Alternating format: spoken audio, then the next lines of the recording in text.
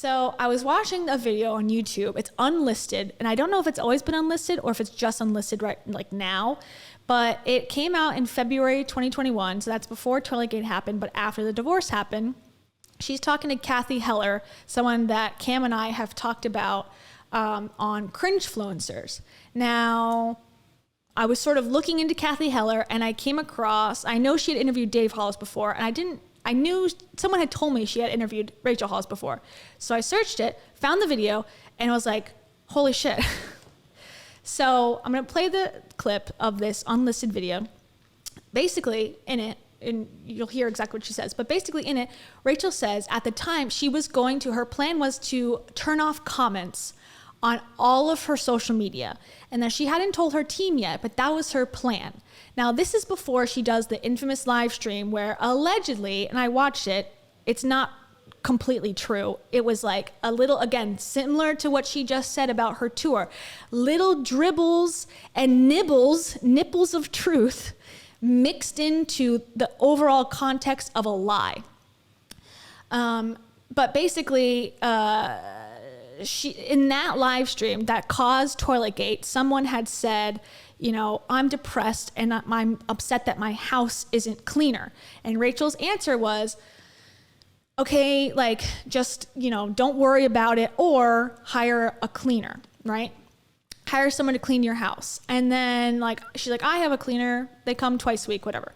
And then that was the live stream. And someone said, you're unrelatable. No one can afford a house cleaner like you can. You're unrelatable. And she got pissed off, right? Okay, that was the preemptive. That was in April. That led her to record the TikTok where she like goes ballistic and starts saying, you know, I want to be relatable. And no one wakes up. Most people won't get up at 4 a.m. The whole thing. We've all seen it most likely by now, hopefully. But so that was in April. That was the big thing. But then in February, she's talking about turning off her comments because social media is so toxic, and that it's like, you know, the worst place, and that she was going to stand up for herself at some point because she had had enough. But in the same conversation, brings up the sweet woman who, she doesn't say cleans her toilet, she said cleans her house. She doesn't have the derogatory whatever, but she's talking about the cleaner. She's bringing up the cleaner. She's using her name in the same conversation, talking about sticking up for herself. I was like, weird, very weird. So let's watch it. Maybe I'm making more about it than it is, but I thought it was all off the cuff. And the fact that she preemptively was already dealing with like social media hatred and all that, and like saying that she was going to stand up for herself, I was like, interesting. So let me get it. Hold on. Because I wasn't planning to unveil this today, but I might as well. I also came across some other stuff and I'm like, what the hell? But I need to like get someone to tell me what it means exactly before I dive into that stuff. But new stuff is coming. Hollis. Okay. Here we go. Our girl Cathy Heller. Okay. Right. Let's see. I think it's just as hurtful for the person who's writing it. Okay, here. It's around here. And this is one of the criticisms I made about Cathy Heller. I said that she's like known as the crying self-help person because she's always crying, and she did not let me down in this. Right. What do they care? Okay. You're trying. Swift doesn't have comments on anything she does. Okay, wait. Look, if I say something stupid, there's something wrong with them. Which I think it's at the root. Okay. Whatever. It's, 100%. Yeah, it doesn't matter. And I guess I would speak to anybody who's going through not just a divorce, but also a relationship of any kind. I think that it's meant to be what it was. Yeah. I really do live my life believing that things happen as they're meant to. And so I don't hold very tightly to. Okay, so I'm cutting through because this is an hour conversation. I'm cutting off the beginning, like the hi, how are you, whatever. You're so amazing. You're so amazing. That's like Cathy's take on things. Again, this is unlisted as under 200 views, and it was posted February 15th, 2021. Okay, just saying. So this is like hot tea, everybody. What I think things are supposed to be because I think that just creates unnecessary pain. So Yeah. it was exactly what it was meant to be. Beautiful. Agreed. I'm so happy that we at least got to say that on this show. And I'm sure you've said it a million other times. So moving on to, of course, it's so hard to talk about 3 of your books in this short time, but one piece I think we could talk about from Girl Stop Apologizing, which I think it's at the root of everything poisonous, is shame. I think shame is like, like regret is so healthy. Oh, I want to be constructive and fix, but shame. And so in this book, you literally say it's a shame-free plan for embracing and achieving your goals. But what does that mean to you? Where does shame show up, do you think, for women? And how is that dangerous? And how can we That's what they're talking about. welcome all parts of ourselves so that this 20-pound brick is not carrying on our back? I'm probably going to misquote it, but Brene Brown has this quote that I love that says something like, guilt is the feeling that you did something wrong, and shame is the feeling that you are wrong. Like that there's something wrong with you. Wow. And that always resonated. You have not with me heard so that, much because Cathy. You're like in the self-development space. It's like, I never heard that. Okay, sure. I feel like most women, when they don't meet whatever, invisible standard they've, the world or themselves have set for themselves, they feel like there's something wrong with them. They're not like, oh, I didn't do that. They're like, oh, I knew it. I'm not smart enough. I'm not strong enough. I'm not young enough, old enough, thin enough, whatever it is. And so we allow that feeling to control what comes next. I think shame is something that is used for a lot of us, by parents, by our family of origin, maybe by partners in the past, to control us. And then we allow that shame that we manifest ourselves to control our actions too.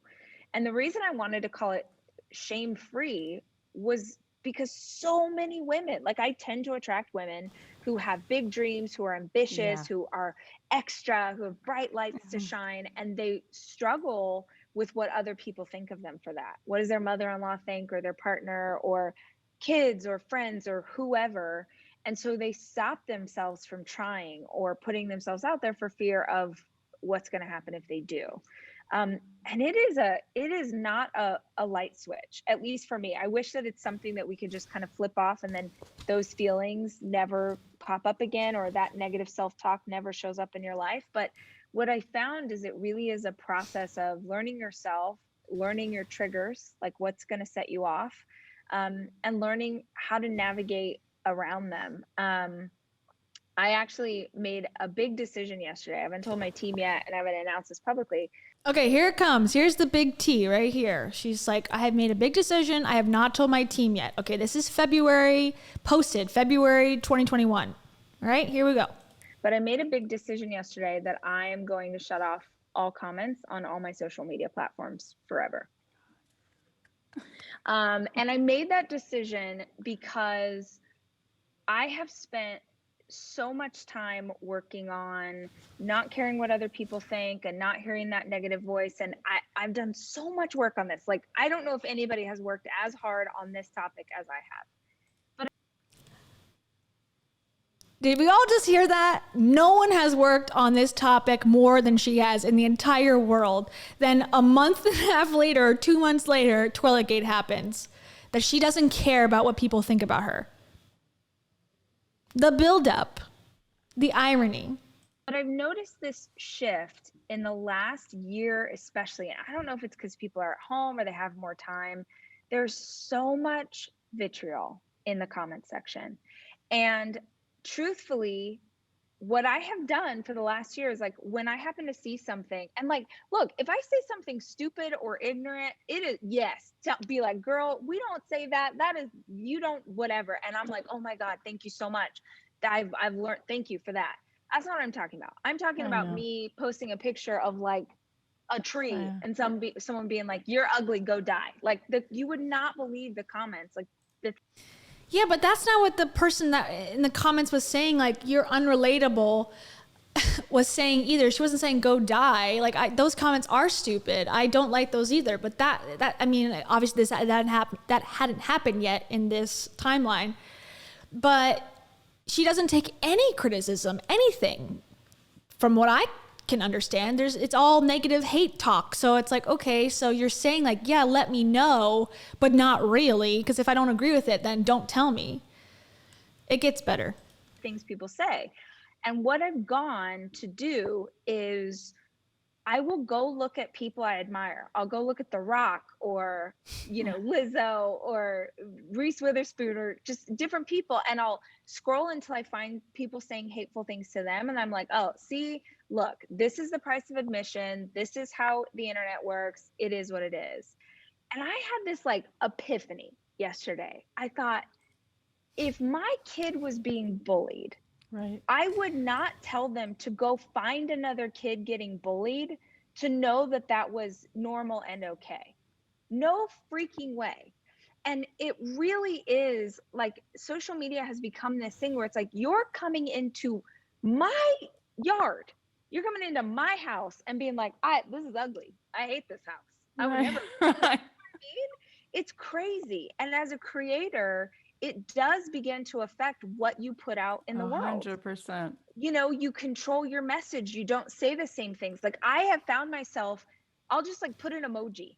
Like I'll have a picture and I'll just put like a heart emoji. I will say nothing. And I found myself doing that. Sorry, I don't know if I can cuss on your show. I'm a fucking writer. And I'm not writing because I know that someone's going to find something in that to hate on, and then other people will try and come to my defense, and then it's crazy. And I know that there are people who don't have comments on, like Taylor Swift doesn't have comments on anything she does. And I feel like I've hesitated to do it because I'm like, no, you're strong enough. Like you got this, you can take this. And I just had this like thing yesterday where I thought, no, you don't get, if you want to hate me, awesome. You don't get to do that in my space. Yep. So this is sort of the boundary. This is kind of going back to that idea of codependence. Okay, so a couple things here. When you're in the business of selling your life story as your product and as what is making you money, like you are inviting people into your home. When you turn the camera on and you're in your podcast room in your house and you're doing a vlog of you on the couch meditating and Palo Santoing and showing you and Dave and shaving his mohawk, and what you are inviting people in. And by saying like, shut up unless you are going to praise me and buy my shit, it's like, that doesn't make, I think that's why she never did turn off the comments, because her team probably was like, don't do that, because, people you're not going to have any interaction there and you're not big enough. And like Taylor Swift has music that I can consume without me thinking about her life at all. Like, I wonder what she eats for breakfast. Like, that's not Taylor Swift's like whole thing. She's got music. Rachel has Rachel. That's it. There's no other thing that Rachel provides other than herself that's for sale. So this really doesn't apply. I know she thinks she's The Rock. I know she thinks she's like, especially at this time, like this like boss babe entrepreneur, that she's got these tips that are unrelated to her own life. But in reality, it's all been her. Again, even her fiction books were based on her life. So everything she's ever created, maybe the only thing I can think of is like her event planning was like about the brides and about that. That's different. But the stuff where she really became famous for is about who she is, what her thoughts are, what her mind is doing, what steps she took to get where she's at. That's her whole successful career. Every page of all of these books, including this one too, Girl Stop Apologizing, is full of what I did, what I said, what I thought, what I had for breakfast, what sex I had with my husband, what sex we didn't have, like, it's like very personal, even going down to like the stuff with her brother. Like, there's a time and there's a place. I'm not saying she shouldn't share the things that she's shared, but then you cannot expect everyone in the whole world to go like, awesome, girly, here's all my money from my job. Take it. Like, there's gotta be balance, or else her head is gonna fucking explode, Like, you can't just have like, I don't know, like just again, like undying love and attention that doesn't exist. It can't. So the fact that she's like, I don't know, like saying all this stuff, it's like, eek. She was not in a good place. And then, but it was already brewing for months. That's what I'm trying to say. Like all this stuff was going on and on and on. And people didn't like some posts that she made about like tomatoes. I came across that recently again because she was comparing different tomatoes to like BLM and, you know, racism in America. Like I was born and I grew up in this tomato and that tomato. It's like, what are you talking about? She was trying to make it like poetic and it just did not land. So maybe that's what she was talking about. But it's interesting what actually happened later. And she said, like, she's used this analogy on other podcasts and her own and on other people's platforms. So she said, and I think someone said in the comments, like, about like celebrities just posted emoji. We're losing the context of what they could be telling us, what they could be sharing. It's like no one is preventing you from sharing your thoughts. But if you are, you know, not perfect or whatever, and you can't handle that, that is on you. Because Rachel wants to be, she's like, it's not freedom of speech. It's that undying love and positive vibes that cannot exist in this world. It can't. And unless you block every single person or turn off the comments, you can't get it. There's always going to be someone who's going to go watch my stuff and go, wow, what a hater. Always. There's going to be people who watch her stuff and go, wow, what a delusional like person that's, you know, so full of themselves. We all have different upbringings. So the fact that she's like, she's getting confused, like, oh, I can't even post anything. It's like, you can, but you don't want to be criticized. And that's on you. That's not on the people criticizing you personally. Okay, back to it. Cathy is like, so just, oh, I feel your pain. I feel your pain, girl. Dependence is if you were raised in a certain way, if you were raised to be a good girl, if you were raised to be pleasing to others, if you were raised to make sure that you got good grades and the teachers liked you and mom and daddy were proud, this ends up manifesting in how we show up in other places. And we believe that on some level, you deserve to get to say those things about me. Oh, did I not show up in the right way? Oh my Did my God. hair not look good? Was my outfit not right? You know, I saw, I don't normally review comments, but the other day I was in there because I just wanted to write back. People were saying really sweet things. My son had done an episode of a show with me, and he's so cute, and he was so proud of himself. So I was going in to just like say thank you because people were being so sweet, and someone was just like, literally, who do you think you are? Like, what are you even doing? You're trying to do, now you have a show, and then you're this, and then now you're a writer, and you're what, and then other women were like, finally, someone said it. Who does she think she, and I was like, I agree. I'm just like, get out of here. But at the same time, I thought, man, if I create content that you don't like, unfollow me. That's it. Unfollow me. Here comes the Dave Hollis rant that he can't even fucking come up with himself. Apparently he just got this like from Rachel probably talking about it. Unfollow me. If you don't like me, the content, the books that I make, unfollow me. They're so unoriginal. Not even their psychotic, from his own admission, he called it psychotic, not me. Rants are unoriginal or taken from Rachel. Dave and Heidi have not one original thought. God. But the fact that you would follow me just to say hateful things, I'm continuing this paradigm. So true. That you get an opinion here, and that you can shame me into silence, or that you can shame me into not posting. And so I feel like and I'll say this for the record, just, you know, while we're here, I never, ever, ever have said, I don't believe, and if I do, I take it back, that Rachel should not post anymore. Like, for the sake of humanity, Rachel Hollis should never post again. No, I don't think that. I think she should do whatever she wants to do. But I have a right, and everyone here and everyone on Reddit has a right to talk about it to as much like as our heart's desire. We are allowed to discuss things in this country, period. Done. Like I'm not going to her house. I'm not writing, and I don't think anyone here is, and I hope you aren't, going to her house, writing on her, DMs or whatever, like invading her garden or whatever. If you're just discussing this stuff in a, like in our corner of the dark corner of the web, as Dave would say, That's our right. And if you try to take that away and shame us, she's talking about shaming women, shaming us for having an opinion other than you, Rachel Hollis, ex-wife of Disney executive and, mother of 4. Oh, you are anything but perfect angel princess. Sorry, babe. Sorry, girl. Stop dreaming. Girl, stop dreaming. Like, that's never going to exist. And like the fact that she thinks that this is possible, it shows that she is delusional at this point. Maybe she's gotten more realistic, but based on her podcast episode I just listened to, no, not so much.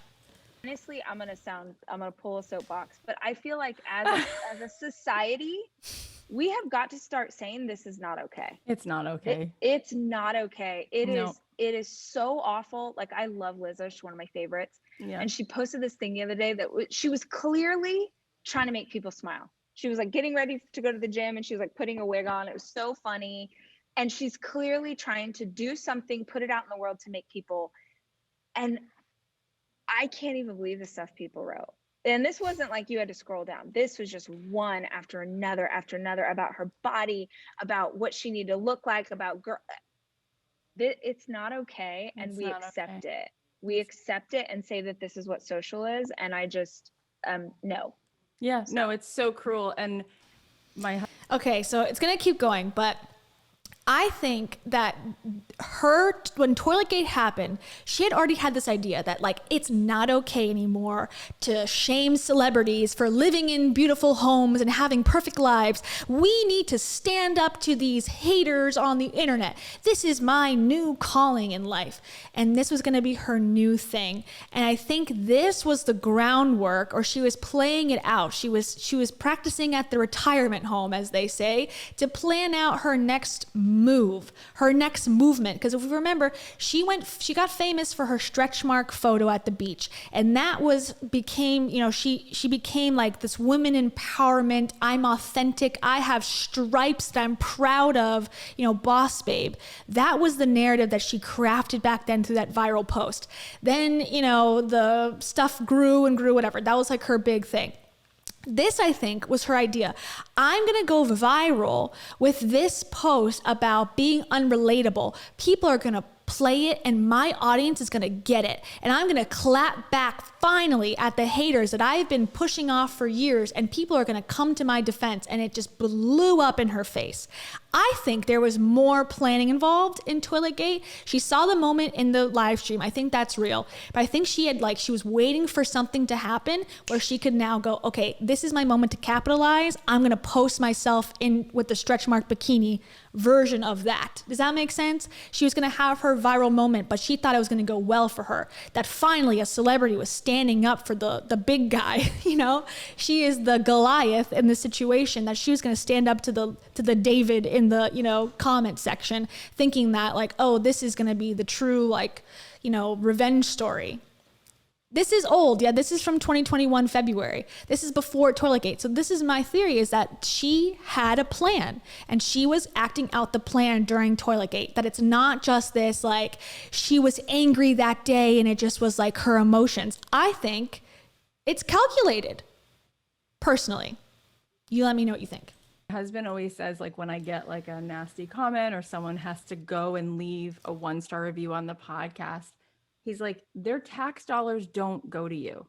Right. What do they care? That's like, what you owe them nothing. Right. They can just like click off of it. She's an idiot, unsubscribe. But instead it's like, no, I will take my precious time to make sure she knows. She says like too much. She's actually too happy. I don't like her freckles. She needs to get her teeth done. And I'm like, oh, that's just me. Right. Like, and because you and I are actually really vulnerable, I care.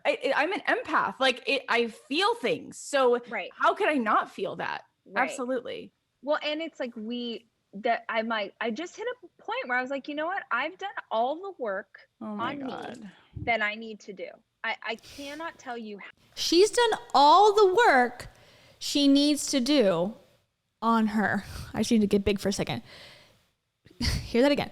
She's done all of the work she needs to do on her back in February 2021. Okay, that did not age well. how many times I have prayed, with a therapist, just like, what am I meant to learn? Why am I getting this? Why did I see that comment? Like, what was I supposed to learn from this? And I'm like, maybe what I'm supposed to learn is to stick up for myself. Yeah, because the truth is, as someone with a platform, and if you're listening to this right now, I'm not just talking about the platform I have. I think that someone who has 500 followers on social media probably gets this. Or maybe you're just posting on your personal Facebook page and your Aunt Mildred saying something crazy to you. Like, we all have our version of this, and it is not our job to accept that. You can think whatever you want, you can write whatever you want, but you're not going to do it in my space, because as a person with a platform, I can't defend myself. Why? I can't go in and clap back at you. Why? She did it eventually. I don't have a platform.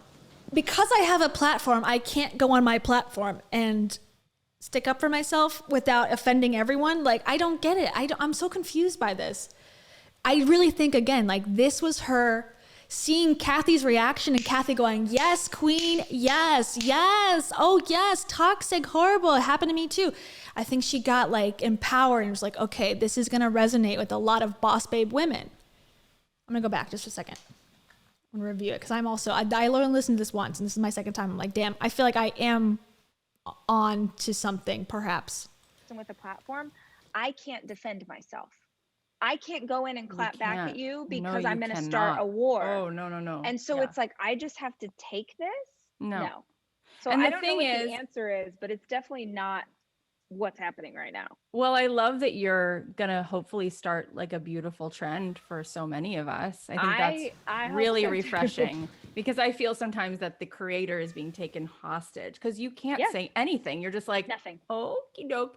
And truthfully, and Rachel, you know this, I just spent a week with Joe Dispenza, and I love him. 2 red flags right there. Joe Dispenza is a total idiot.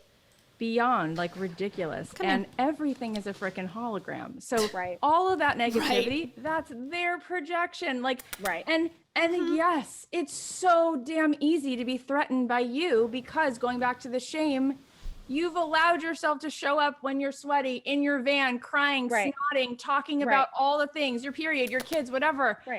That is literally for money, Cathy, for money. She made millions of dollars doing that. Why is that so difficult to understand? You have to now never criticize her too, on top of making millions of dollars by using people, like, and grabbing them in and talking at fucking Beachbody conferences. Oh, she's really sacrificed her life for that. It made her a multi-millionaire. What are you talking about? Oh, I can't clap back at someone who said, who do I think I am? Who do you think you are, Rachel? Who are you now? Bam, sorry. I didn't mean to cause issues. The brightest shining light that broke through any cloud.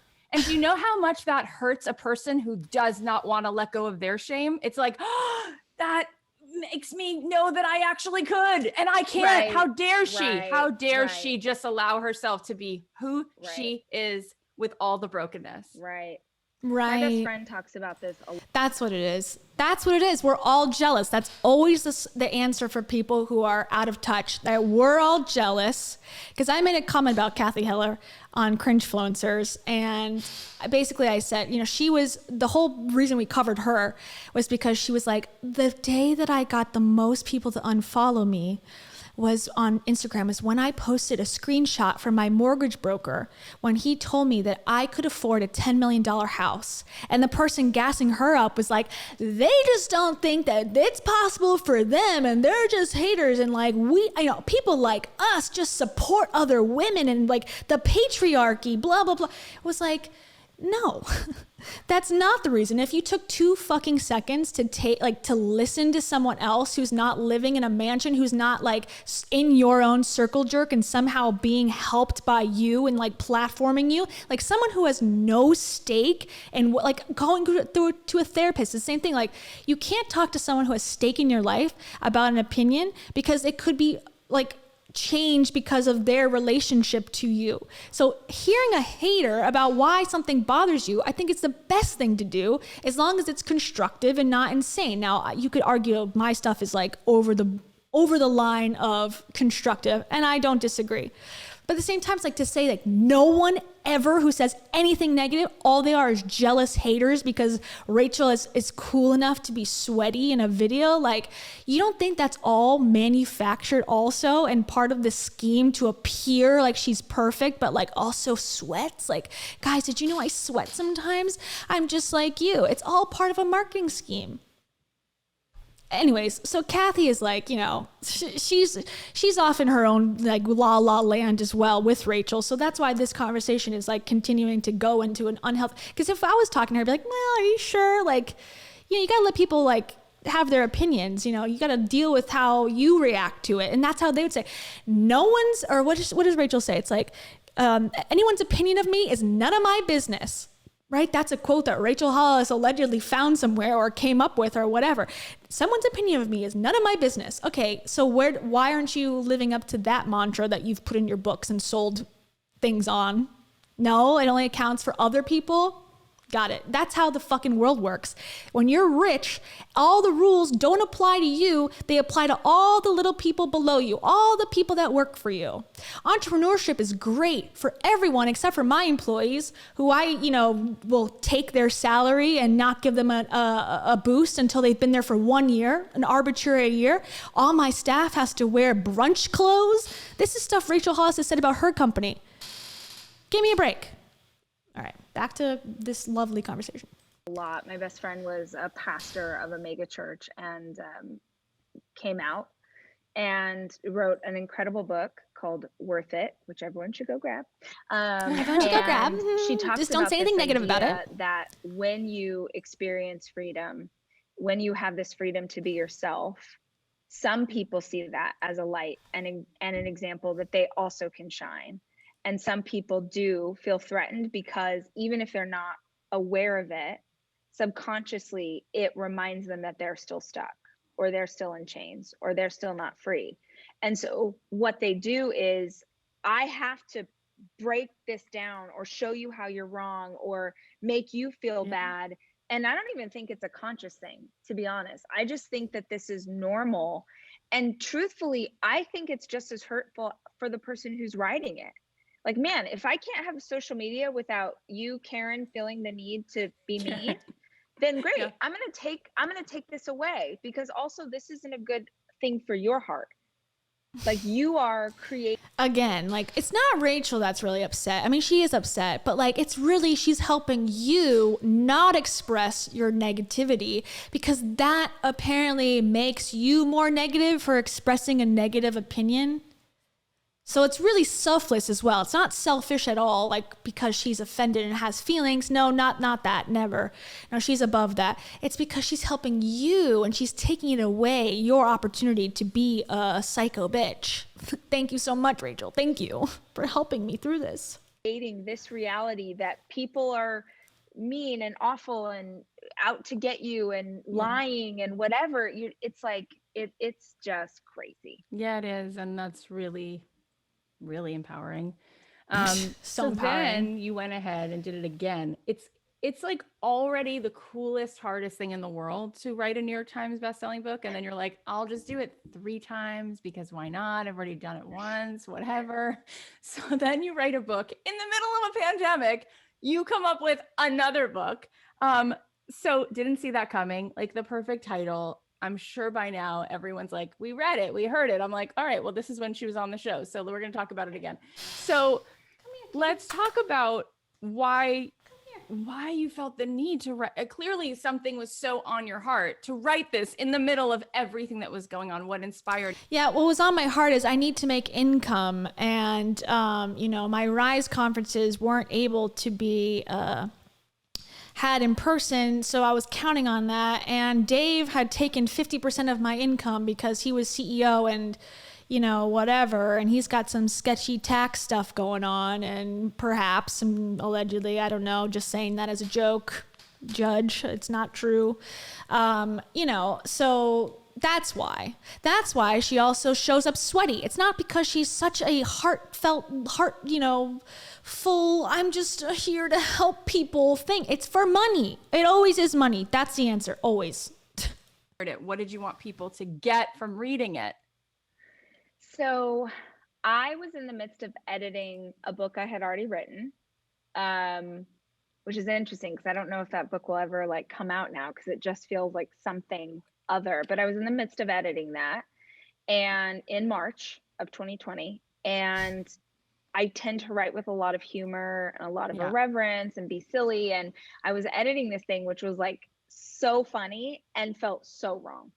Like I just, especially back in March. So she's coming out with another book. I have a feeling it's going to be this book that she's talking about now, Girl, What the Health, especially because a lot of her podcasts as of late have been about hormone balancing, which is, you know, from what I can tell, bullshit, at least the way she's, you know, describing it. She even had a doctor on that's like a gynecologist who said it's not real and she didn't address it at all. I'm like, okay, cool. And she's been talking about dieting, you know, with certain foods and gluten and all that. So I really think, and her period, I know like every fucking detail about this chick's period, like, you know, her peeing herself, all that stuff. I think she's going to go back to finishing because it's already done. She's going to publish the book, Girl, What the Health. That's my prediction. I'm sure it's going to be a little different now with COVID being, you know, part of the conversation, but that's my thought because it's already done. She's coming out with the book soon-ish. She's supposed to be done with it soon. So that's the one that she shelved to then write. Didn't see that coming. And I think she said 10 weeks. It's called a crash book. And she talked to Tom Bilyeu about it, how she's always wanted to write a crash book, which is like, you know, writing a book really, really fast. So, you know, she just decided to write something because she had an opportunity to make money. And because her divorce was announced in June, she came out with the book in like September, I think. Let me look. I have like a little timeline thing that I'm working on. Okay, so let me see. So, let's see. The divorce was announced June 8th, and then September is when Didn't See That Coming comes out. Do you think that's also not planned? Because the book was not about the divorce, but the title definitely makes it seem like it is. So even if she does, you know, she can also say like, I'm innocent. I didn't write a book about my divorce. That's a misconception, which is true. It's not about the divorce. But if you announce very publicly in a, you know, very shocking way, basically, it was shocking to everybody that they were getting divorced in June, that's just enough time to go, ooh, yeah, isn't that the chick that got divorced? I'm sorry, I keep saying chick. That's not fair. The self-help leader who got divorced and had marriage conferences. I want to read the book about the divorce, even though it's not about that. It definitely is a good marketing plan to trick people into it. I think she's calculated. That's what I'm getting from this. We were all so scared and we didn't know what the heck was going on. And it was supposed to come out at the end of the year. And so I was like, there is no way that I can bring this out into the world and have it feel appropriate. And so I talked to my editor and I just said, man, I don't know about this. And she was like, okay, well, what would you want to write? And I said, let me just kind of, you know, peck some things out and kind of see what's here. And I wrote, which is not the beginning of the book, but there's a part where I talk about what's good will always be good.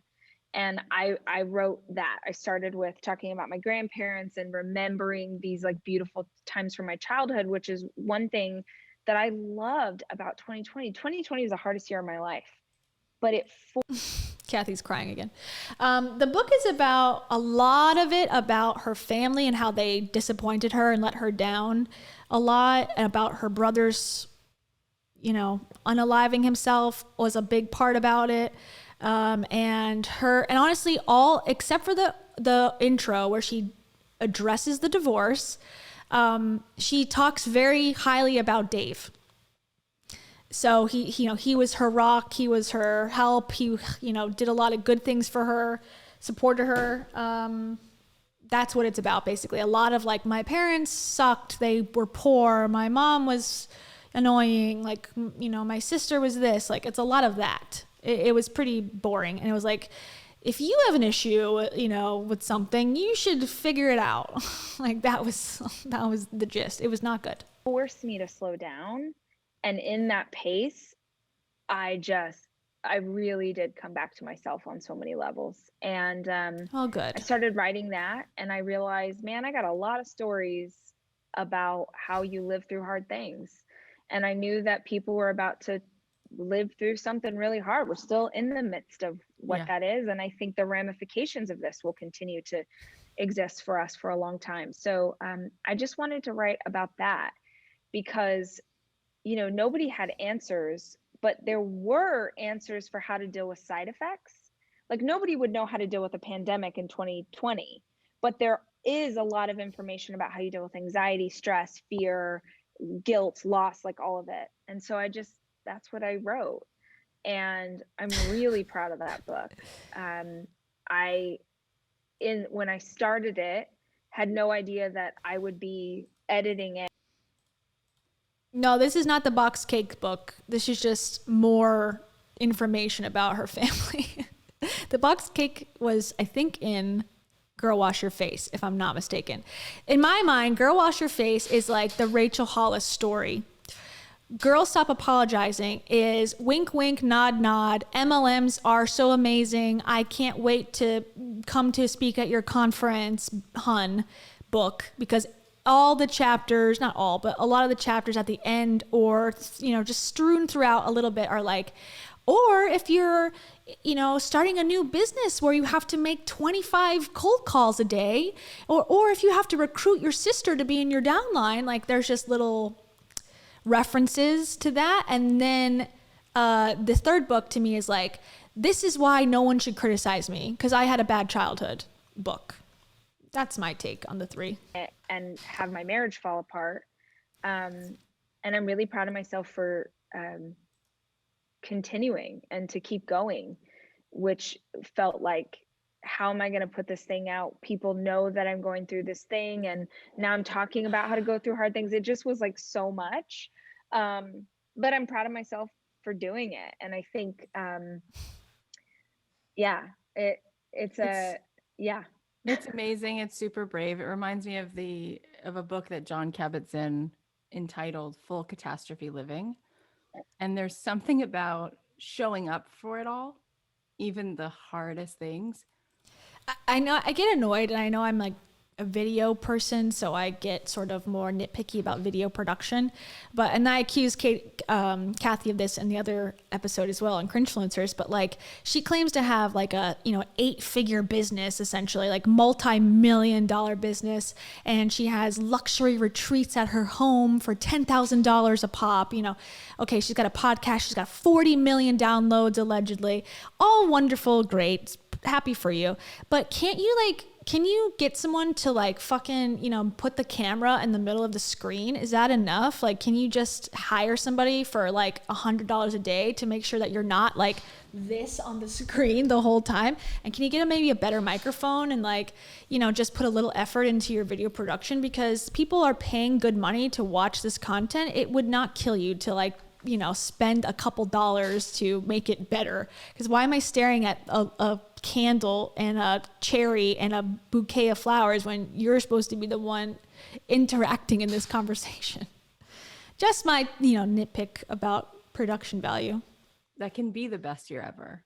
Right. And people going into 2020, we obviously didn't know what was about to happen. And people were like, 2020 vision, it's going to be amazing. And right. Same. And then you're like, oh, worst year ever. And it's like, no, maybe best year possible ever, because we slowed down enough, like you said.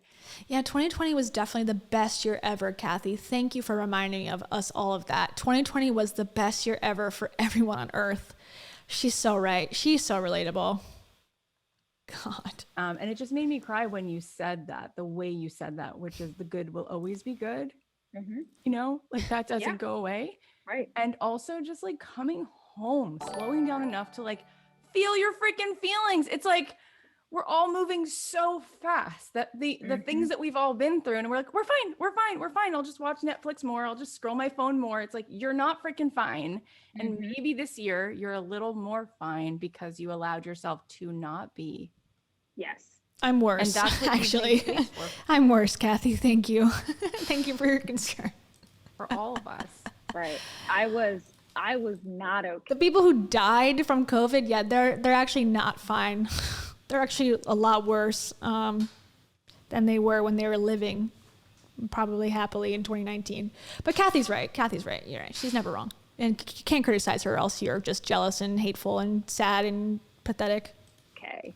And it was the first time in a decade that I didn't show up regularly for my online community. I wasn't present on social media for 2 months, which was, maybe people listening to this are like, okay, but if you do what I do, it was a pretty big deal. And I didn't, I really do want to put goodness and positivity and light into the world. Now, I didn't have any light to offer.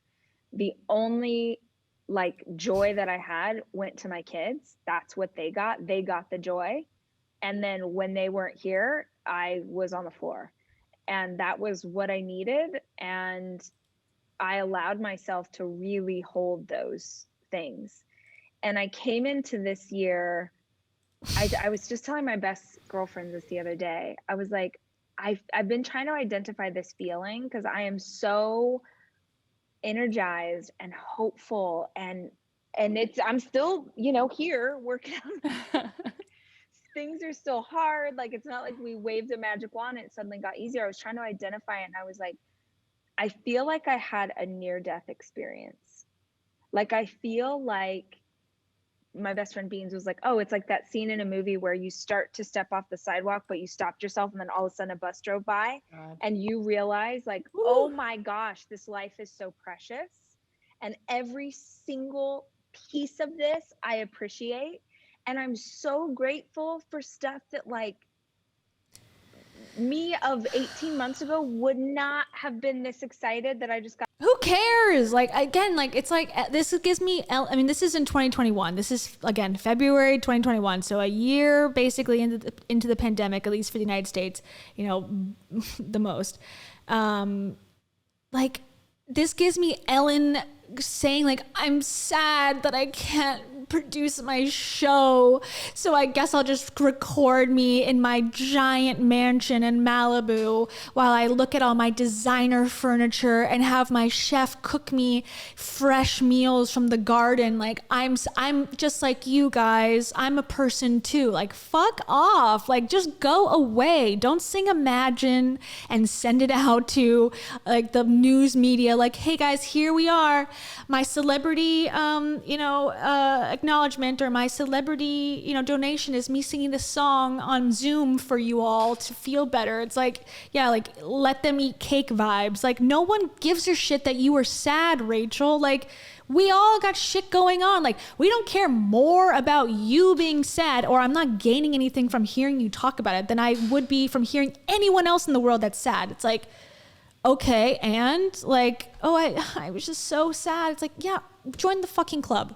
Got a new puzzle to put together with my kids. Like, we are about to do a cactus puzzle. We are so excited. Cool. Like, I would never. You should be grateful. It's like, yeah, no shit. You have a home that you can live in. You have like everything you would possibly need. You have money. You have healthy children. You are healthy. I'm sure you have health insurance. Like, that's better than millions and millions and millions of people who live nearby to you, most likely. Can we just stop this worship of people on the internet, like celebrities? Like, I cannot stand it. They think we need to like learn from them. Like, bitch, we know what makes things better. Money and security. Now make it equal for everybody. That's the answer. I never have appreciated getting to spend time with my best friends. Like, I didn't see my girlfriends. I have 3 best girlfriends that are my rock. They're like my people. I didn't get to see them for 4 months because of quarantine. And the first time that we saw each other again, we all quarantined. We got tested multiple times. And the first time we all got to be together and like hug each other, we were bawling. Yeah. And like, man, I never knew there was going to be a time where I didn't have the ability to hug my best girlfriends. Right. So I just feel like I came into this year like, nobody cares. At least you have friends too. It's like not everyone has friends that want, like, at the end of this, like, I feel like I lost all my friends, like, from like, not that sounds like horrible, like I lost all my friends, but like a lot of people moved and a lot of people were like I wasn't even that close to, and I kind of realized that, and it's like, oh, okay, at the end of it, it's kind of like, all right, I gotta like rebuild this whole thing. It's like you have so much to be grateful for, and yet you're telling everyone like, it's hard to be grateful sometimes. It's like, not when it's you. Like, no shit, you should be grateful. You have the perfect life. Like I appreciate life in such a way that I didn't before. Dude, Absolutely. Okay, good so for as you. we're sort of wrapping it up a little bit. So what's one thing, because you absolutely are right when you say you knew some things about going through hard stuff, and anyone who knows a little bit about your childhood knows how unbelievably impossible some of that was. And look at you. So what would you want to tell people who are going through it right now? And it might not even be COVID. It might be losing someone to something else. It might be job loss. It might be, what is something you know? I don't know if this is the part, but I think just in case, like trigger warning for, I think she's about to talk about her brother again, I believe, unless I skipped it already. Just FYI. Oh, that they might be able to take with them for getting through that. I'm going to go with my gut, whether this resonates with everybody or just the one person that it's meant to. Me. We need you here. Oh, yeah. It does get better. Kathy's going to cry also, by the way. I swear to God, it gets better. But it only gets better if you keep moving forward. I have, I lost my older brother to suicide. And so it's something that is incredibly close to my heart. And I have lost a lot of friends, acquaintances in the last year, especially. Who? This is especially hard for our teenagers because they are so isolated, and many of them are isolated or in quarantine in homes that maybe don't accept and love them for who they are, and so they feel more alone than ever. I swear to God, it gets better. Whatever it is you're going through, if you can just stay here, if you can just hold on, if you can just get through one breath and then the next and then the next. Yeah, it's so interesting. I hope maybe I can check it. I know I've played it before on this channel, but like Rachel is sort of like notorious for having this one car rant where she's like, someone posted like, just if you can just breathe today, that's enough. And she's like, no, that's not enough, guys. Like that is so, she didn't say these words, but basically inferring like that's pathetic. Like you can do so much more. You need to push yourself and get up in the morning and do more. Be better. Be a better mom. Be a better wife. Be a better boss babe. Like you can keep going. Stop complaining, bitch. Like that was her vibe.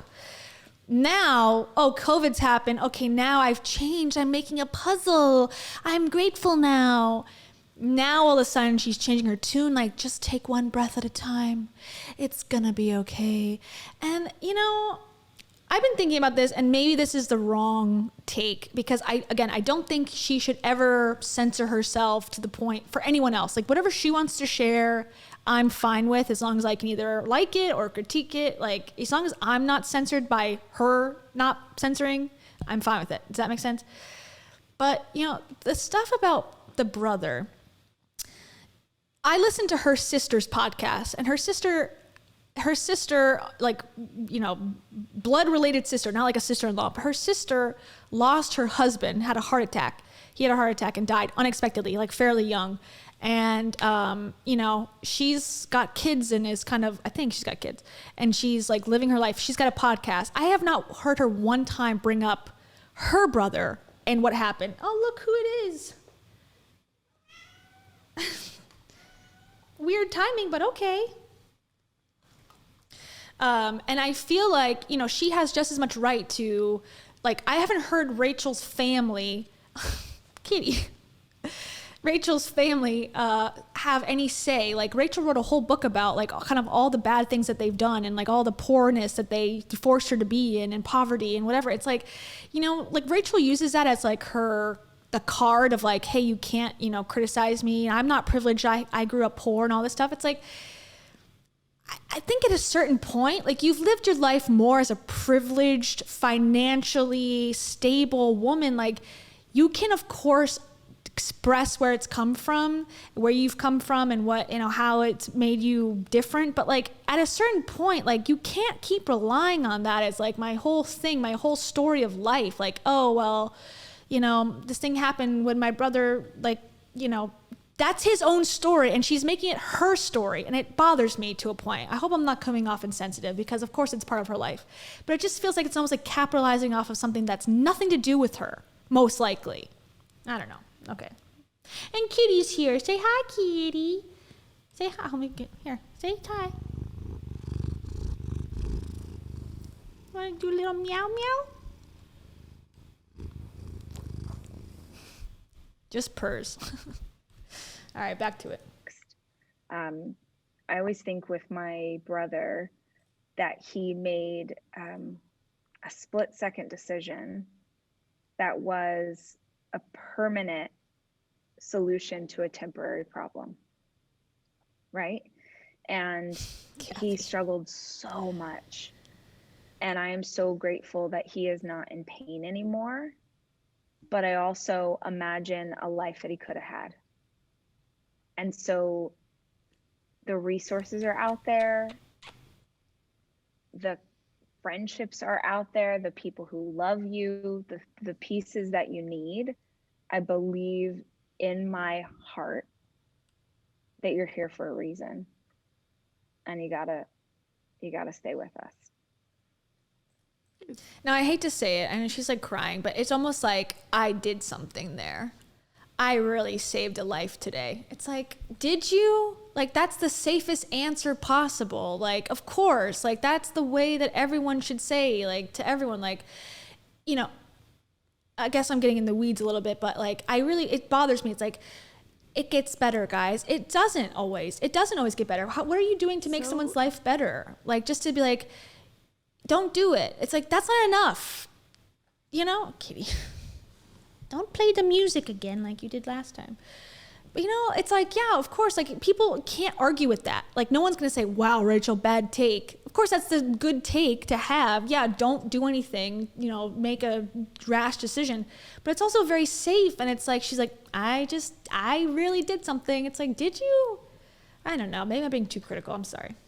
Beautiful that was your answer, because I often say that the opposite of depression is not happiness, but purpose. And yeah, that's, I plan to cover Cathy Heller in more detail in the future, but that's something that really bothered me. She's like, the opposite of depression is purpose. Now, the opposite of depression is living comfortably to me. The opposite of depression is, treating depression, in my opinion. These people are nuts, man. As soon as you get money, like, you become insane. I'm calling it. There's some sort of like, I don't know, like, what do they call it? Influenza. Like that one guy who crashed his car and killed somebody because he was rich. It was fine. He got let off. Influenza is real. You just become totally unrelated to anybody. The reason I do this show is because I think people don't feel seen, and they feel invisible. I don't feel seen, and I'm not seen by you, Cathy, because you've seen me by being a unreliable, sad, jealous person. That's how you see me. Both of these people see me and see all of us. Anyone that don't love and adore them as that, and it sucks. I don't like that. Hurts my feelings. Like, oh, I'm sad and pathetic. That doesn't make me feel good. But that's 50% of everyone that's out there. So whatever. 4 times to see Dear Evan Hansen. It's like the greatest show ever. And it's all about a kid who commits suicide. And at the end of the day, people, when they ever ask me, why do you do this show? I'm like, for that reason. Like, oh, I didn't get that from the show. I'm like, no, that's it. Because there's a quote, all men lead lives of quiet desperation. And what you just said is, we need you here. That was your go-to response. That is so powerful. That's all that needs to be said.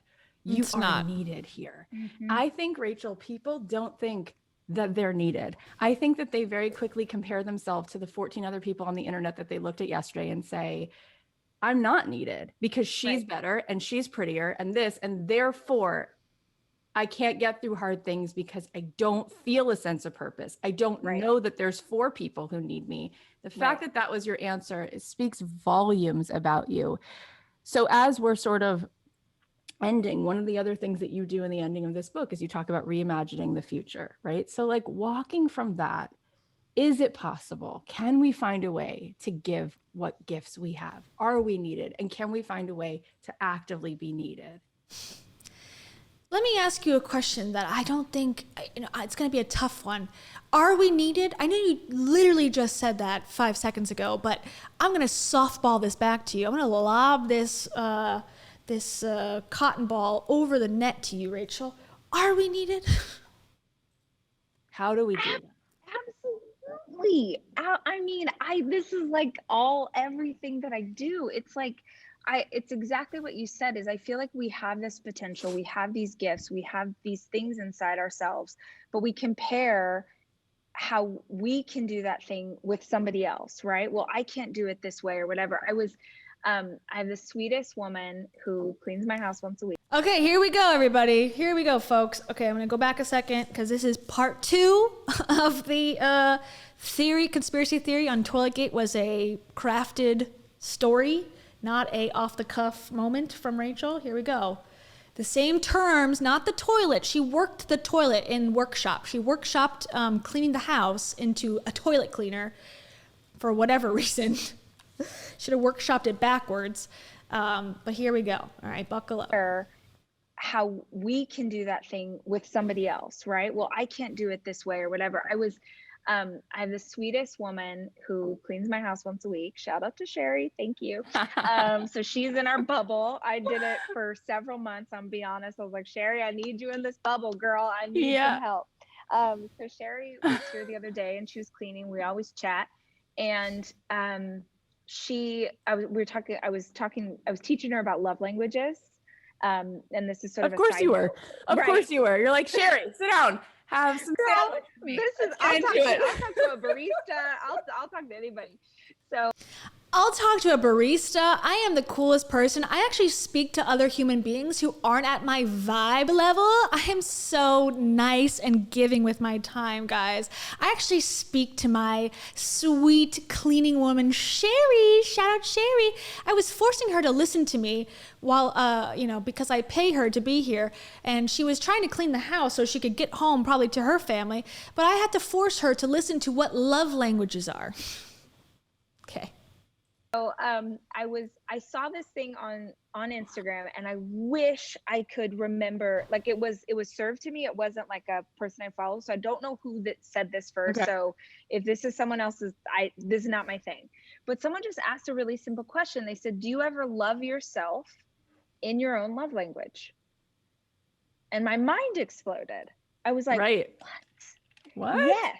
Which is like, if y'all listening, if you know love languages, we all have them. And this is how we love others and how we hope others love us. But I've never thought of that. So mine for the longest time was words of affirmation. I feel like it shifted to acts of service. And so I was just talking through this to Sherry. I'm getting off on a tangent. Sorry. So I was explaining this to Sherry. And I said, well, Sherry, what's your love language? And she said, I think I would be physical touch. And I was like, she's like, I love hugging people. I miss it so much. And we start talking. I'm like, oh, okay. Well, just so you know, is it a massage? Is it a bubble bath? Is it like things you could do for your physical body that you would be loving yourself? And as we're chatting, she's saying, yeah, you know what I always wanted? And she tells me this dream that she had that was like this thing that she wanted to do in the world. And it was working with people through physical therapy and all of this. Okay, here's my theory part 2. I think Rachel had the plan. Okay, I'm going to go in the middle to give my theory.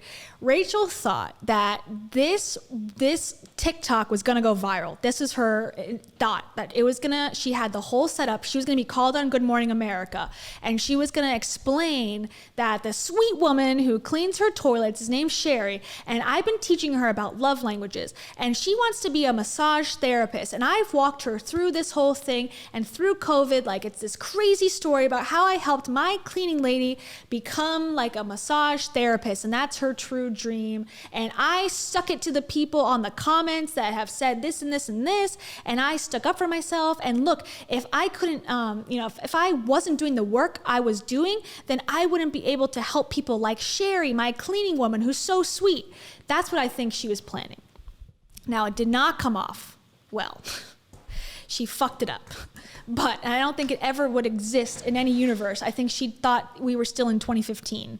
But why is she giving this much detail without having a purpose behind it? Why is she saying the sweet lady who cleans my house? Like, to me, it's like, it's too weird that the same words are used. It almost seems like there's planning involved. Like she's weaving it somehow so that she can, because she's media trained. She's done interviews. She's been on the Today Show. She's met Oprah, for God's sakes. Like, she's done this already. She understands what press is like. So you have to have a backstory. You have to have a certain narrative that you're telling. And I think this is her plan, honestly. I think she just it really fucking backfired. And that's why she didn't understand why it was problematic. Because she's like, this is supposed to be my moment. QK. Maybe I'm too, I don't know. Just the words. I was like, whoa, what happened? Stuff. And I was like, oh, why don't you do that? Right. She's like, oh, I'm older now. And like, what? And I'm like, no, absolutely not. At the very least, I was like, Sherry, have you ever thought about volunteering? Like, how many, because she was talking about doing things with patients who are older. I'm like, how many like private, I mean, right now things are different, but freaking A, I bet like you could do Zoom calls with people who are in a nursing home right now and they would be so ecstatic. Right. And then you already have a relationship. So when pandemic ends, now you've got this existing thing and you can go in and you, like, if this is on your heart, I literally said this to her. I'm like, I believe that when we have those callings on our heart, that is God or the universe, whatever you believe in, telling you what your purpose is. So it doesn't have to be this like, yeah, because she was like, well, I would have to go to school. I'm like, no, you have a heart to show up for people in this very specific community. Exactly. You could be doing that by the end of the week. Yep. Like pandemic or not. Yep. So I think it's like, But how is she supposed to do both? She's supposed to like go and volunteer on Zoom with people from the nursing home while also cleaning Rachel's house and being exclusively in Rachel's bubble. Like, I'm confused. Focus on what, not how. If you start out, if you get your what, and then you immediately jump into all the hows, you will talk yourself out of it. Yes. Well, how would I do this? And what would I look? No. Let the what become so big and so like bright and exciting and beautiful that you just jump into any way to achieve that quickly, as opposed to having to be a certain way, or I've got to have a degree, or I do a lot of, I mentor a lot of women who own small businesses. And I was talking. Yes, Rach, the mentor. Oh, God. Yeah, okay, here's another part to this. Okay, Haley has a great point. Remember at the time, okay, we go into more conspiracy. And again, this is for fun, but also I kind of do believe, but also I sort of do believe it in a way. I'm willing to be convinced on either side, but I think there is some possible truth to it, and I'm willing to explore it further. But Rachel was working with an outside external PR firm at the time when Toiletgate happened. That could be for the book. Wait, no, the book came out already. Okay, Toiletgate happened in late March or early April. This interview that we're listening to came out February 15th, so not much time. Okay, so that's like the timeline. But she was working with it. Yeah, so why was she working with an external PR firm unless she was trying to like backtrack off of like the Dave divorce? But at this time, she still had a team internal working full time for Hollis Company. So it's weird that she had this external company working with her, guiding her on when to respond and when not to respond. Because when she said like my team originally, like my team was upset, whatever. That wasn't her real team, it was an external team. And she didn't say that until she was on the Skinny Confidential podcast. So I'm just like, yeah, like why were they there? It's a little confusing because she had nothing coming out except for Rise, which she had to then reschedule to Labor Day to rethink her content.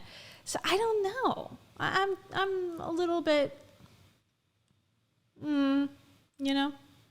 Talking to a mentee today, and she was like, well, I would love to have that for the business, but I'm not a certified this, and I feel like I'd have to go back to, and I was like, nope, no, girl, I'll make 2 phone calls and you can freelance, you can hire someone on a contract. They will certify this for you. You can say certified by a blah, blah, blah. I just think that we make it a lot harder than it is. Are you a certified psychologist? No, you don't need to be certified in mental health. Just tell bitches whatever you want. They'll buy it up. They'll eat it up. God, it's so easy. Look, I've done it. I told people that, they should lose weight because they're not compared to animals. I told people that they should, they can't be trusted because they can't stick the whole 30. They thought it was great advice. People gave me millions of dollars. You need to be certified. Dummies. Albanese, thank you. Thank you so much. Albanese says, Rach teaches the help and looks up to rich people. Unfollow me. Yeah. Yes. And it's like, it's almost like they have the language is like coded. Like, oh, rich women who live in this part of society, but all of their clients and the reason they have the money are people who are more down, most likely. Because I don't think other like rich, successful business people are calling up Rachel Hollis and going, I have, this big acquisition and merger I got to work on, boss babe. What should I do? What do you think? Rachel herself says, I don't know how to like manage money. All I know is how to make money. Like she said that many times. So it's like people who are starting small businesses, who are maybe interested in getting to understand entrepreneurship a tiny bit. It's like the basic, like, business essentials 101 course is like where Rachel's at. And she's teaching that course to like millions of women through social media. I don't think she's, actually dealing with, but her idols are like Tony Robbins and stuff. But yeah, she thinks like, oh, me giving out my free time to my sweet cleaning woman is a service to her. And just because, she probably owns her business, but she looks down at that business because it's not making podcasts, it's not making millions of dollars. She knows what she's paying Sherry, and it's probably not a salary that she finds appealing. We know Rachel's obsessed with money. She said that from the beginning. She's never been shy about wanting money and being like driven very much by Louis Vuitton bags and big mansions and Hawaiian vacations. We know that. There's nothing inherently wrong about that. It's just not everyone's cup of tea. But yeah, there is that little like, I don't know if it's coded language or like that little bit of like, they relate because they're two rich people who find themselves to be relatable to the middle class. Like, oh yeah, we're basically the middle class, like, but we're better than them. Like, we're the leaders of that, but we're appealing to that group of people. It's annoying. It's infantilizing. Isn't that a great word for it? I forgot about Dave, the other Dave. This is just stupid. It is just stupid. Nothing is better. And this one's for Albanese. You have to think instead of sitting around eating Skittles and watching Oprah reruns.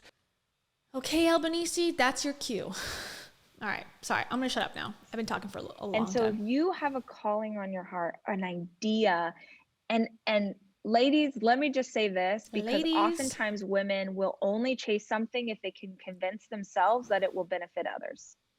Right. Let me say it again for the people in the back. Women will only chase something if they can convince themselves that it will benefit others. I cannot tell you how many times. Is that a statistic? Like, where does that information come from, Rachel? Like, just all women from all ages of all times? That's a law? Okay.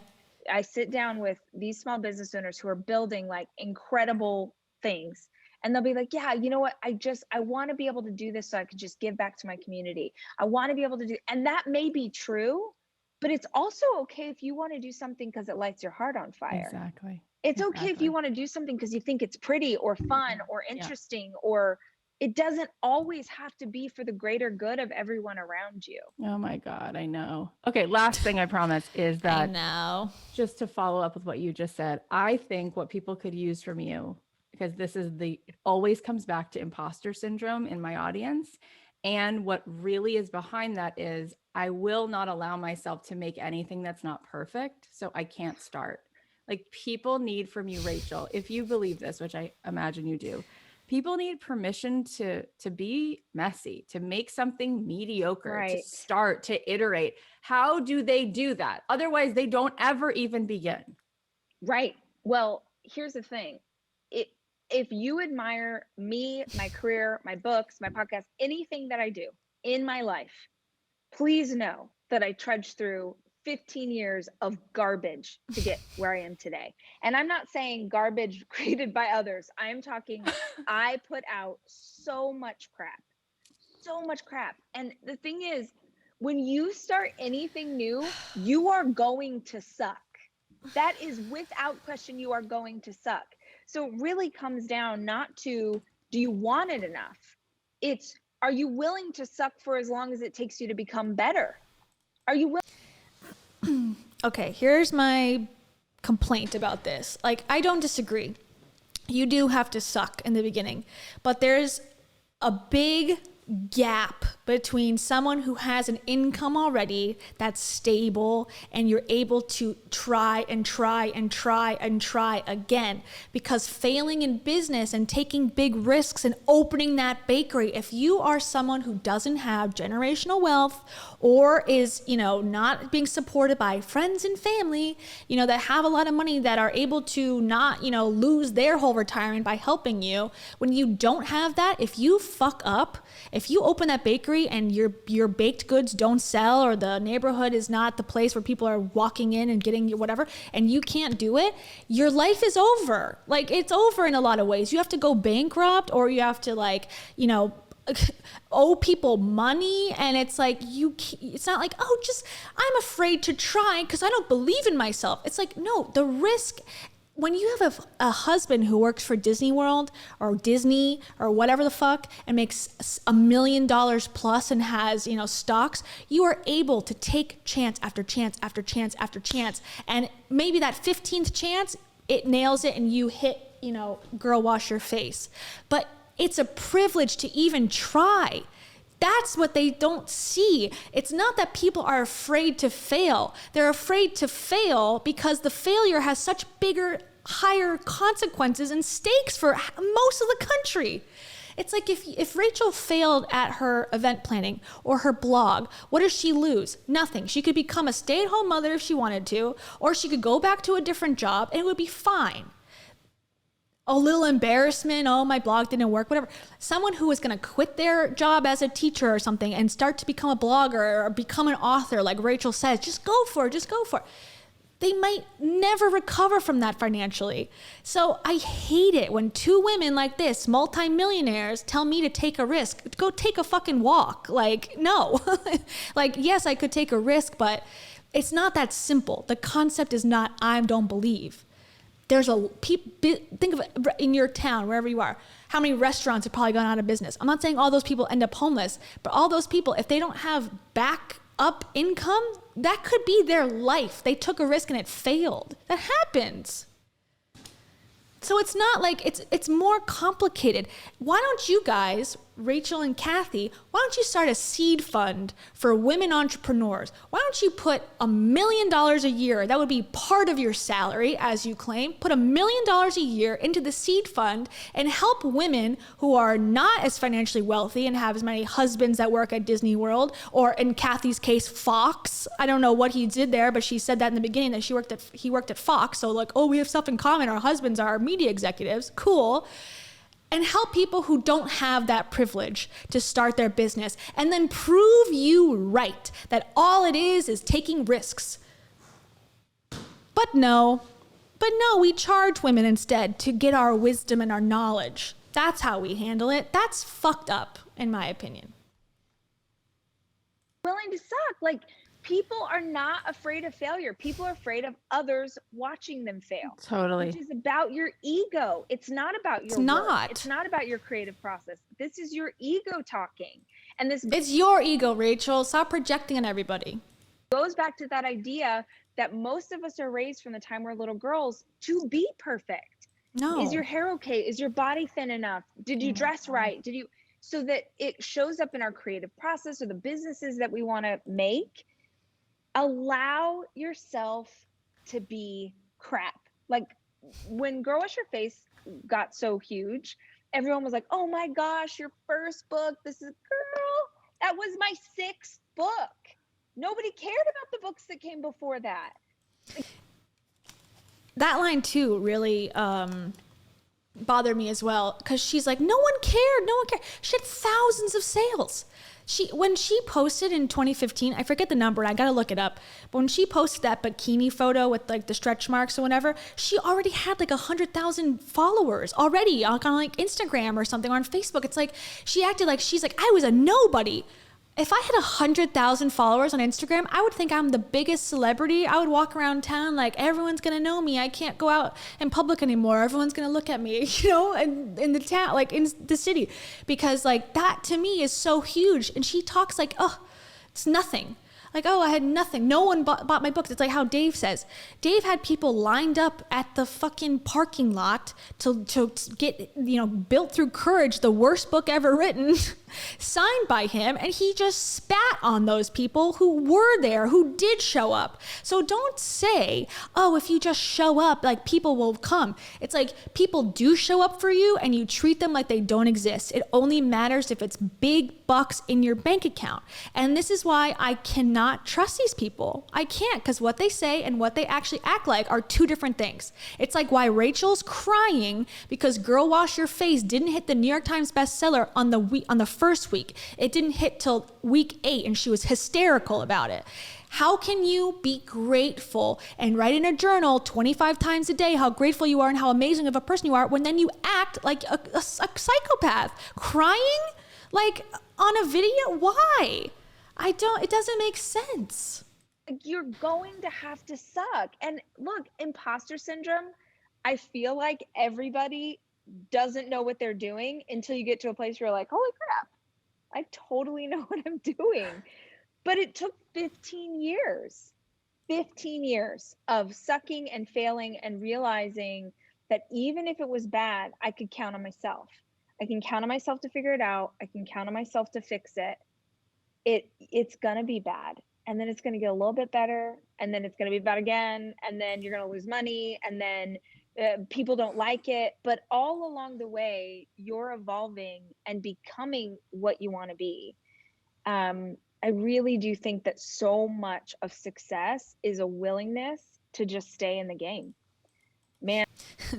Heidi, not really, not physically, but he did Pancake Gate, where he told everyone to unfollow him right after his book tour, in his in his mind failed, because people did show up for him, did come and support him, but it wasn't enough for him. That's why he went so extreme to try to sell the book, because he wanted to be a New York Times bestseller on that book too. So it's like, if they were truly practicing what they preach, and I say, some people are like, well, they don't have to. You don't have to practice what you preach to give good advice. It's like, well, then what other credentials do they have than other than their own story of success? They don't.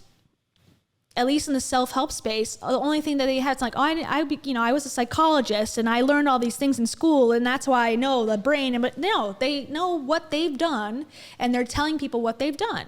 Okay, so if you're really truly grateful, why are you so upset that more people didn't participate when you have 15 people showing up and are happy to be there? It's like, we all know it's lies, but we're supposed to believe it because they're influencers or whatever. It's like, no, I'm not going to buy this crap.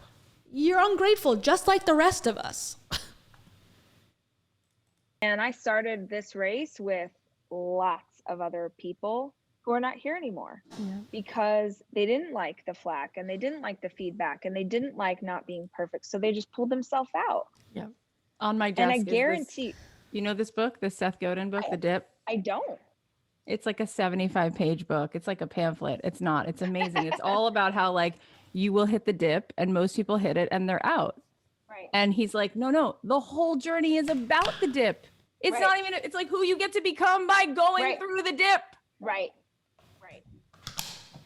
So I want to just ask you, where can people find you? And in that, I feel like you should at least get to mention this absolutely adorable piece of content, which is your new show that comes out Monday mornings. What made you want to do this? So that's an old school thing. So back in the day, I used to do the show, and honestly, even in the opening, we have footage of the old stuff because I want people to see where it started. Please go watch. It's called Rach Talk. It's on my YouTube channel. go watch it if for no other reason than you can see me back in 2016, 2017 with like orange hair, no eyebrows, crazy makeup. Cute. You were so But cute. I was trying stuff and figuring it out and like working through. And so it was this really popular thing that I used to do with my community back in my blogging days. And just for fun, I thought, let's bring it back. Let's just have something that is to entertain people. If you want life advice, read the books, listen to the podcast. This is truly just me trying to make you giggle. And yeah, it comes out Monday mornings on YouTube. And then I'm Ms. Rachel Hollis on all the social platforms. So pretty soon, there won't be an ability to comment. Just FYI. Get in there now. You have anything to say. Right Speak now or forever hold your peace. Exactly. Yeah. The show is absolutely. Someone got their "You are privileged AF" in there, right in the nick of time. Adorable. And I love the pre-roll because I feel like you went from like Ellie Kemper to Beyonce. You were like, oh, hi, okay. hi everyone. And now you're like, There queen. were some sure Ellie Kemper vibes. I never thought that, but you're absolutely right. That was cute. that was the energy for sure. Right. God bless her. God bless her. It was, I've laughed through everyone with the deer. I love when you're like the beanie because didn't do the roots because mama didn't get to the salon. They're so bad. Oh, mine or forget it. It's like, and the hair, that's why there's a beanie involved right now. Involved. The roots. So relatable. It's hard to get your hair done underneath. Everyone who's listening, obviously the podcast and the show and the books, but also Rise live weekend coming up. Right. It's coming in May. It's the first time ever that my women's conference is virtual, which I'm genuinely excited about. Number one, because for the first time ever, women who haven't been able to come because of like childcare or travel get to experience this. It means that we'll have a global community instead of just a national one. If you've never seen Rise Conference, it's so much fun. We have a documentary on Amazon Prime. If you look up Rachel Hollis Made for More, you can find it there, and it'll show you kind of what it's all about. But yeah, I'm really excited. The first time it's virtual, and we're going to do some fun stuff with video, and it's going to be a whole thing. So that's coming up in May. You're a whole thing. And I think what's the most impressive thing about you is how generous you have been over this last hour to me. Like, you don't need to be generous. To me, a fellow millionaire who has a platform of allegedly 40 million people, there's absolutely no reason in which Rachel should be nice to me and come across as caring and giving of her time to sell product and to pitch and to have her viewers go to my weekend conference or whatever the fuck. Like, yeah, okay, there is so many reasons. Generous to me. You don't need to make space for me. You don't need to treat me like I'm someone who lives next door. You could just kind of be like, okay. Yes, you do. And this is your legacy. You're actually just a really good person. Thank you. I think. Click. Hold on. I got to play it. I'm sorry. No, if you have gag reflex, sorry. I want to throw up. Hold on. I've actually never seen the documentary, if you can believe it. I need to. I think, man, I want to. Okay, so if you didn't hear that part, Cathy's like, you're the best person. You're such a good person because you came on a podcast in which you have an agenda to sell tickets to my audience. Best person ever. Of course. Like, that is how I judge everyone, is like how they sell their, items to sell. And now she's going to accept the compliment, which I think is good, accept compliments, but then explain exactly how she's right. Thank you. I think, man, I want to show up in the world. Like I'm striving every day to be the woman of my dreams. And that's the kind of person that is present. That's the kind of person that holds space. It's something that I've learned to do over the last many years of getting to be in community with women. It's exactly what you said earlier, that people don't feel seen. And so whether you're coming up to me at a grocery store or an airport or a podcast like this one, I want to hold space for that. And of course, you're you're just a chick like I am, and we're just chatting. Just a chick like I am. I meant what I said. I'm grateful She's relatable, guys. for the time, and I'm grateful for a Rachel chance to speak Hollis. to your audience. I swear, You're the I swear cutest. to you. You're just No. so freaking lovable. That's what it is about you. Like, you're in the car today and you're like, Brad Paisley texted me. I'm like, you're Oh yeah. Yeah. Hold on. Everyone, start over. Start over, everybody. We got to clear it out. Somebody ought to smack you. Okay, that was mean. Sorry. Clear. She's going to now talk about how relatable. I'm just like you. I'm just like you. Brad Paisley texted you today. what it is about you. Like, you're in the car today and you're like, Brad Paisley texted me. I'm like, you're forgetting that you're famous. Like, you did it. Like, The Rock sent me alcohol. I'm like, of course he did. You're like, oh, it's so cute. You're like, look, this person. And I'm like, I love that. Honestly, when we did a This is her, like, okay, this part really, because, like, they're at the end. So they're feeling real comfy now, like, very comfy with each other. So now it's like, she's gonna say like, like, you're so famous, but you're so humble. I feel like Cathy might have caused Toiletgate. Maybe she put all these things in her head. Maybe she's like, I want to feel like all of my followers are like Cathy, who just are obsessed with me. So everything we talked about on that podcast, I'm now gonna use in this one TikTok. Because now she's gonna talk about how, celebrities are texting her and stuff, and like, that's, she wants to remain humble. a FaceTime live with him last summer, I think, and he was like, "Hey, let me get your number," and I was like, "Okay, Brad Paisley," and I saved it in my phone. And yesterday I was doing a podcast interview like this one, and I saw him. It popped up, and I was like, "What?" I know. And then it was like, "Hey, I have this song. You want to hear it early?" And I was like, "What?" Yes, I do. I do want to hear it early. What world is this? I just love that you're officially for sure famous, like with the capital F. And you're like, look at Reese Witherspoon. And like, she's watching you every day and like wants to go to coffee tomorrow. And you're like, we're friends. It's so cute. Never lose that, because that's no, what, you're just no. the It's been a really person. long time. You know what? I'll tell you. This is a true story.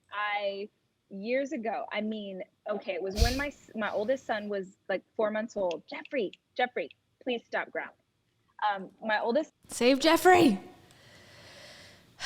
son was 4 months old, and we went on a first trip without him. And it was a business trip. My husband at the time was an executive at Disney, and this was back when corporations could. I love how she's like so quirky, like, my husband at the time worked at Disney. As if that's not the whole premise of her whole fucking book that everyone is like watching, that's most likely read by this point, like that likes her or even knows who she is. It's like, we know Dave, you had the morning show with him. We know he quit Disney. Like, oh my God. She just, at this point in time, this is obviously, again, February 2021. She was referring to Dave as like, like, oh, my former partner. My ex-husband, he was an executive at Disney. Psh, throwaway line. Like, we know who he is. Could still have big, lavish, Yeah. executive, whatever. And so. Oh my God. Okay, wait. We got to clear it again. We got to clear the air again. Everyone's going to die at this story. Everyone's going to die at this story. You ready? Clear. Okay. Yeah, Cathy is on our side, maybe. Maybe we should bring Cathy into the fold. Do we stand Cathy, or do we think that she really believes what she's saying? She, as far as I know, first of all, she didn't like Rachel enough to keep this video public because it's unlisted. Okay. I don't know if she unlists all her videos or what, but this one is unlisted. I'm just going to say that for the record. And I don't think she's had Rachel back on the show. So, I mean, she's not that big of a fan, or she likes her reputation better than taking a risk on someone she thinks is a good person. Just saying. Okay. Get ready for this part. Get ready for this part. It's funny. It was in Hawaii, and Dave had gone out there early, and then I flew out to meet him, and then flying back together, we got to fly first class, and he always flew first class. It was my first time ever. And we were riding in a limo from the hotel to the airport to fly home, and all of the executives were like, yeah, I mean, it's first class, but it's like the first class where it's like business seats really, and it's not really that nice. And they were like, And they were going off, and I said something because I am this person, and I was like, I hope to God that I never get used to first class. Like, I hope that I never say like, oh, but it's not the nicer version of this. And I still have it. So I keep journals for all of my kids. And I wrote a letter. It was like the start of keeping journals. So I wrote a letter to my son, who was 4 months at the time, and told him the story and said, I never want this for you. My grandparents, who I'm like was very close to, and they are still my angels, picked cotton and potatoes. And that's what I wrote to Jackson in that letter that day. Like, you stand on the backs of giants who literally broke their back with She's an crying 8th again. grade education so that you could have the life that you have today.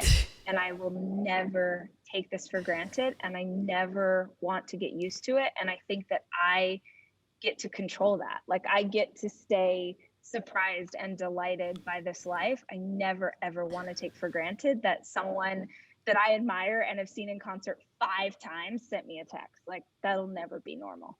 Nope, it's not. And She's you're got not that normal. same smug look, like, I just did the impossible. I was relatable while also saying Brad Paisley's texting me. And I also have my list, and I tell women that my goal in life is to only fly first class, while also saying I'm not the type that cares about that. Like, yikes. And the potatoes thing, I don't know. It came off a little bit insensitive about my grandparents pick cotton. I'm like, okay, I don't not believe you, but I just think that's a little, you should probably preface that with a bunch of things before you say that.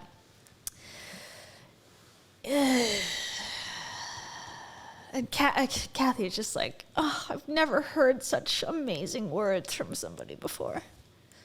This is pretty standard, Cathy. Normal. You're just so good. You're so good. May it just continue to be blessed. The path should be blessed, and the coolest, may it just even be better. It's already been so good. Like, let the surprises delight you like you can't even believe, and it should just be good and easy. And because you've gone through a lot, like, let it all be now just super smooth. But so good. Thank you for being here. And then 1 month later, she was canceled for Toiletgate. So Cathy reverse manifested Rachel's downfall. Ooh, man. I'm glad we shared this together.